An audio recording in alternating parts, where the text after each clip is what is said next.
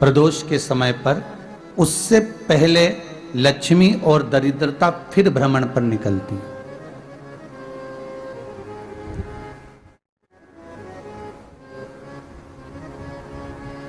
शिव भ्रमण कर कर जब वापिस आ जाते हैं, हिंदू धर्म में पीपल के वृक्ष की जो गणना वराह पुराण में करी गई है, 4 बजे से 7 बजे तक शिव के भ्रमण का समय बताया है शाम को।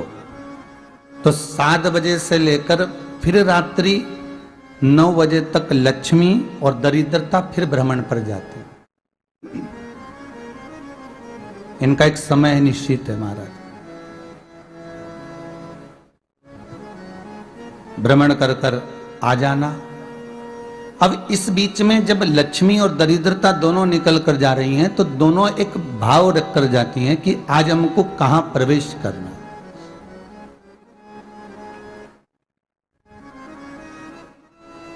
आज हमें किस जगह पर प्रवेश करना है, आज हमें कहां पहुंचना है, आज हमें किस जगह जाना है। और जिस नगर में जिस मार्ग से लक्ष्मी और दरिद्रता निकल कर जाती हैं, ये दोनों का जब निकलना होता है, इनको स्थान दिया गया जहां पर स्वच्छता हो, घर के दरवाजे पर रंगोली डली हुई हो, द्वार पर जल छीटा गया हो। महाराज, उस द्वार पर लक्ष्मी प्रवेश करती है तो दरिद्रता भी जाने लगती है अंदर।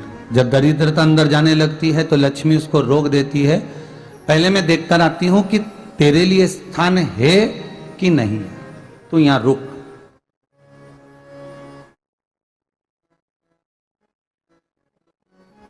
कुछ देर तक दरिद्रता बाहर खड़ी रहती है और लक्ष्मी जी की बड़ी बहन जब दरिद्रता बार बार अंदर जाने का प्रयास करती है तो लक्ष्मी जी कहती हैं, जीजी तू इतनी बड़ी होकर तुझे मालूम है, तू तेरा सम्मान होना चाहिए, आदर होना चाहिए, और तू अंदर चली जा और कोई तेरा सम्मान ना करे तो कितना बुरा लगेगा, इसलिए तू बाहर खड़ी रहे, मैं अभी आई। अंदर जाती है और जब लक्ष्मी जी भ्रमण कर लेती हैं, अंदर प्रवेश कर कर आती हैं, और प्रवेश कर कर आती हैं तो दरिद्रता पूछती है चले अंदर। तो लक्ष्मी जी कहती हैं, तुझे मालूम नहीं है क्या जीजी कि जिस घर में मैं प्रवेश कर जाती हूं उस घर में फिर दरिद्रता नहीं जा सकती, क्योंकि ये तेरा वचन था, ये तेरा वचन था। अपन दोनों का जब मंगल विवाह हुआ था, मेरा विवाह जब नारायण के साथ में हुआ और तुम्हारा विवाह जब दुसाह मुनि के साथ हुआ, दरिद्रता का विवाह दुसा मुनि के साथ हुआ। जब अपना दोनों का विवाह हुआ था तो अपन दोनों ने एक वादा करा था कि जिस घर में लक्ष्मी प्रवेश कर जाएगी उस दिन फिर दरिद्रता नहीं जाएगी, और जिस घर में दरिद्रता प्रवेश कर जाएगी उस घर में फिर लक्ष्मी नहीं जाएगी। अब जब मैं अंदर देख कर आ गई हूं तो तू अंदर नहीं जा सकती, अर्थात लक्ष्मी के चरण जिस घर में पड़ गए उस घर में फिर दरिद्रता प्रवेश नहीं कर रही। चलते चलते फिर दरिद्रता ने देखा और लक्ष्मी जी इसको लेकर गई, और लक्ष्मी जी ने देखा कि इसके दरवाजे पर जल नहीं छीटा गया, इसके दरवाजे पर ना रंगोली डली है, इसका द्वार साफ नहीं हुआ है, इसके द्वार पर दीप नहीं है, इसके द्वार पर कलश नहीं है, इसके दरवाजे पर ढेर सारा कचरा पड़ा हुआ है, कोई श्वान कोई कुत्ता गंदगी भी कर कर चला गया है, कहीं बिल्ली ने गंदगी कर रखी है, कहीं जीवों ने कुछ गंदा गिरा रखा है। तो फिर लक्ष्मी जी कहती है, जी जी अब मैं होकर आ गई थी ना, अब तू जा, तू होकर आ। और दरिद्रता प्रवेश करती है तो अंदर जाकर क्या देखती है दरिद्रता कि इतनी सवेरे से मैं घूमने इनके दरवाजे पर आई और ये तो सब चादर तान के चकाचक गुर्राटा भर भर कर सो रहे हैं। तो दरिद्रता कह देती है, तुम्हारा भाग्य ही बेकार है, तुम्हें क्या करूं, तुम ऐसे ही सोते रहो। और दरिद्रता गुस्से में बाहर निकल कर आती है, लक्ष्मी से कहती है, लक्ष्मी तू इसके घर में जाना ही मत। तो दरिद्रता को कहती है, जीजी तेरी बात नहीं मानूंगी क्या मैं? लक्ष्मी जी बोली, मैं तेरी बात नहीं मानूंगी, बिल्कुल नहीं जाऊंगी इसके घर में, तू चिंता मत कर, चल आगे चले। फिर आगे बढ़े। ये लक्ष्मी और दरिद्रता का प्रवेश। आपके घर का द्वार आपके घर का दरवाजा। फिर निवेदन करूंगा एक बहुत सुंदर बात, हमें महाराष्ट्र से सीखना चाहिए, हमें साउथ से सीखना चाहिए, दक्षिण से। जिस समय पर भक्ति देवी यमुना जी के घाट पर रो रही थी अपने पुत्र ज्ञान और वैराग्य को गोदी में लेकर, समय देवऋषि नारद ने एक प्रश्न किया था कि तुम कहां पर पोषित हुई हो, तुम्हें ऊर्जा कहां से प्राप्त हुई? तो कहा मैं गुजरात से तो चली हूं।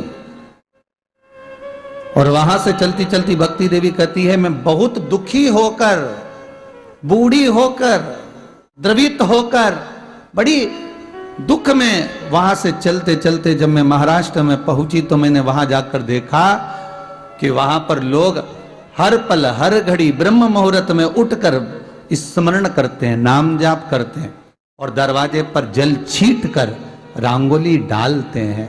तो कह रही है कि वहां पर मैं थोड़ी अवस्थावान होने लगी, वहां मुझे अच्छा लगने लगा। फिर जब मैं और आगे पढ़ी, दक्षिण में जब पहुंची, वहां पर जाकर मैंने देखा कि सुबह से उठकर मंगलाचरण, मंगला स्तोत्र और वेदों की ध्वनि होने लगी। वहां पर मैं और आनंदित हो गई।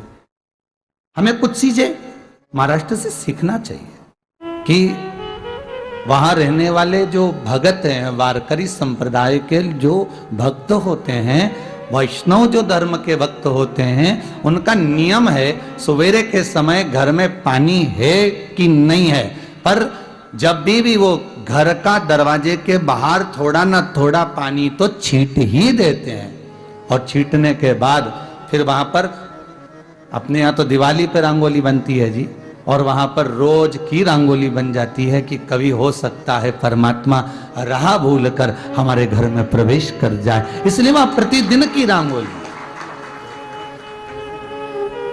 प्रतिदिन।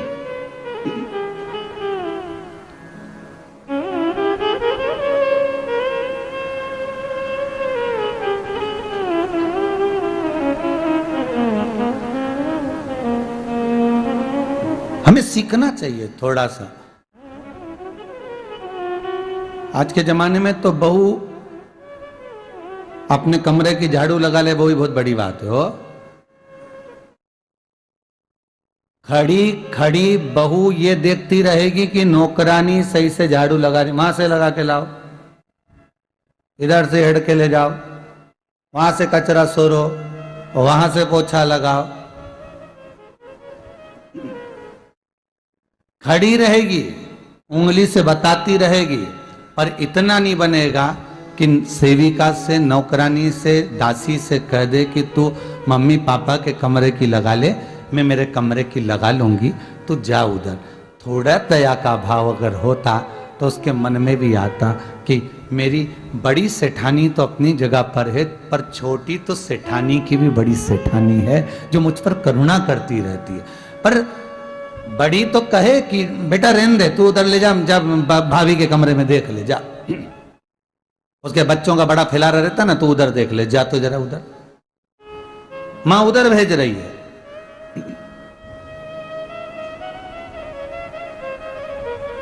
थोड़ा सेवा का भाव हमारे भीतर हो। और एक निवेदन तो हमेशा करा है और अब आज भी करता हूं, पूरे घर की सफाई करवाओ, पूरे घर में तुम पोछा झाड़ू जो चाहे करवाओ, मना नहीं है।